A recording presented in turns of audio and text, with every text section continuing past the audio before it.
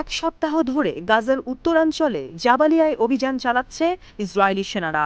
তাদের দাঁত ভাঙা জবাব দিচ্ছে হামাস ও ইসলামিক জিহাদ সহ প্রতিরোধ অক্ষের যোদ্ধারা। শনিবার সবশেষ অপারেশনে হামাসের বোমায় উড়ে গেছে ইসরায়েলের 15 সেনা।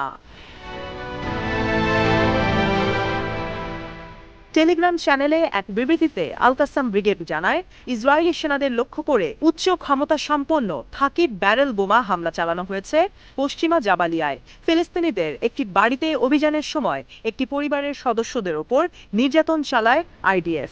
এ সময় জায়নিস্ট ইনফ্যান্ট্রি 15 সেনার ওপর বোমা হামলা করে আল কাসাম ব্রিগেড। এতে ঘটনাস্থলেই নিশ্চিত হতাহতের প্রমাণ পাওয়া যায়। আল কাসাম ব্রিগেড তাদের টেলিগ্রাম চ্যানেলে একটি ভিডিও প্রকাশ করেছে, যেখানে দেখা যায় রাফার পশ্চিমাঞ্চলীয় রায়ান এলাকায় একটি টানেলে প্রবেশের চেষ্টা চালায় আইডিএফ এর ইঞ্জিনিয়ারিং ফোর্স। এ সময় বুবি ট্র্যাপ বা গুপ্ত ফাঁদের শিকার হয় তারা। বোমা বিস্ফোরণের মাধ্যমে ঝাঁঝরা করা হয় সেনাদের শরীর।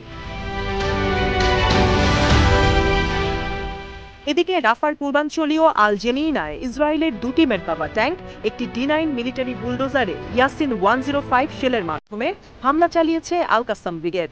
হতাহত ইসরায়েলি সেনাদের হেলিকপ্টারের মাধ্যমে উদ্ধারের ঘটনার প্রত্যক্ষদর্শীও মিলেছে। জাবালিয়ার মধ্যাঞ্চলে ফালুজা কবরস্থান প্রাঙ্গণেও একটি মেরকাভা ট্যাঙ্কে হামলা চালানো হয়।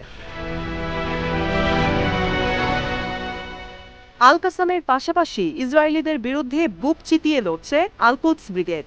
উত্তর গাজার আল শাফাওয়াতি অঞ্চলে থাকিব ব্যারেল বোমার মাধ্যমে ধ্বংস করা হয়েছে আইডিএফ এর সাঁজোয়া যান। এছাড়াও আসকালান শহরে বোমা হামলা ও গাজার বিভিন্ন প্রান্তে রকেট হামলা চালিয়েছে চৌকশ আল কুদস ব্রিগেড। সীমান্তের ওপরেও দৃঢ়তার পরিচয় দিচ্ছে হিজবুল্লাহ। লেবাননের দক্ষিণাঞ্চলের জারদা ও মিলিয়া এলাকায় রকেট হামলা চালিয়েছে হিজবুল্লাহ যোদ্ধারা। অধিকৃত গোলান মালভূমির সোমা সামরিক ঘাঁটিতেও চালানো হয়েছে রকেট হামলা। প্রতিরোধ যোদ্ধাদের আর্টিলারি শেল সরাসরি আঘাত হেনেছে খিরবেত জারিতে জায়নিস্ট ইনফ্যান্ট্রি ফোর্সের ওপর। এছাড়াও মিসাইল হামলা চালানো হয়েছে ইসরায়েলের দক্ষিণ হাইফার 7200 সামরিক ঘাঁটিতে। লক্ষ্যবস্তু করা হয় ঘাঁটিটির বিস্ফোরক তৈরির কারখানাকে। লেবাননের সশস্ত্র গোষ্ঠীটি এক বিবৃতিতে জানিয়েছে, দেশ ও দেশের জনগণের জন্য শেষ মুহূর্ত পর্যন্ত লড়াই চালিয়ে যেতে দৃঢ় প্রতিজ্ঞ হিজবুল্লাহর যোদ্ধারা।